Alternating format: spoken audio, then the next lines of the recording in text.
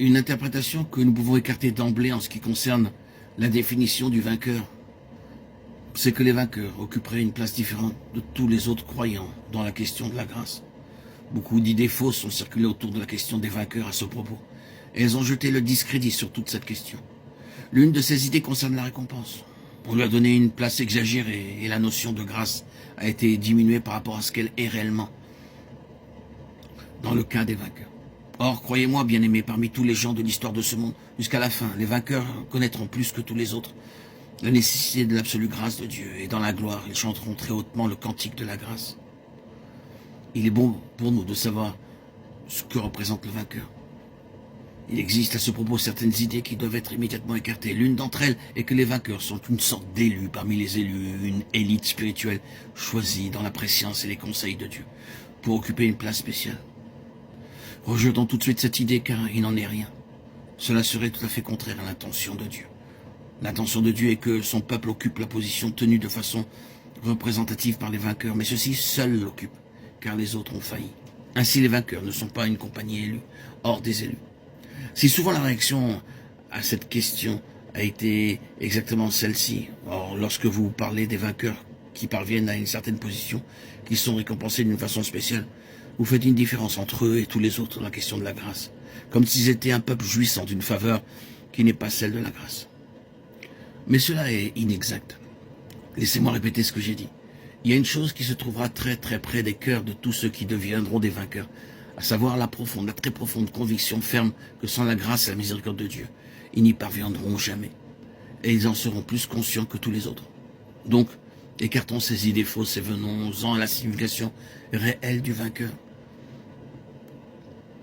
Or, tout ceci signifie que les vainqueurs sont ceux qui ont la vision de l'intention, de la pensée la plus pleine de Dieu pour son peuple.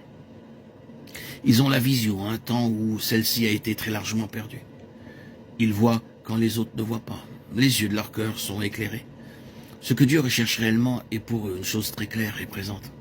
Et l'un des traits d'un temps où le vainqueur est mis en évidence, que ce soit dans l'Ancien ou dans le Nouveau Testament, est le suivant. C'est une période où la vision n'est point divulguée, pour employer l'expression concernant le temps de l'enfance de Samuel, 1 Samuel 3:1. C'est la raison pour laquelle dans l'Apocalypse accompagnant le terme vainqueur est ajouté et répété cette expression, que celui qui a des oreilles entende, que celui qui a des oreilles. C'est seulement un changement de faculté de celle de voir à celle d'entendre, mais la même pensée est exprimée.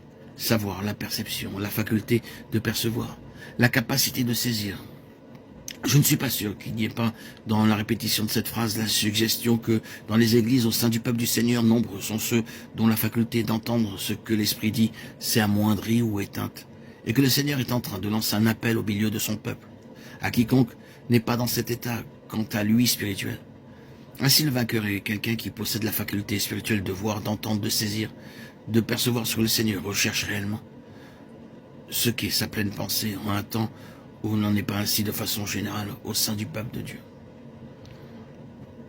Ainsi donc, la chose finale est la suivante. Savoir que tout ce que nous avons dit signifie que le vainqueur se tient là pour résister et annuler toute l'œuvre du méchant en relation avec l'Église. Cela signifie que dans la mesure où le vainqueur est concerné, toute l'œuvre de l'ennemi est réduite à néant, et que le vainqueur dit de façon représentative, l'Église n'est pas vaincue. Il y a dans l'Église ces éléments qui refusent à Satan le triomphe universel. Et je pense que c'est ce qui est transmis ou suggéré dans le 12e chapitre de l'Apocalypse par la façon de définir Satan dans un sens large. De toute façon, tout d'abord de façon inclusive. Il est présenté comme le grand dragon rouge. Cette désignation a en vue d'englober ces termes supplémentaires, le serpent ancien, appelé le diable et Satan, celui qui séduit toute la terre, et plus loin, l'accusateur de nos frères. Et le faveur tient bon en faveur de l'Église pour la sauver, pour préserver et garder intact son témoignage.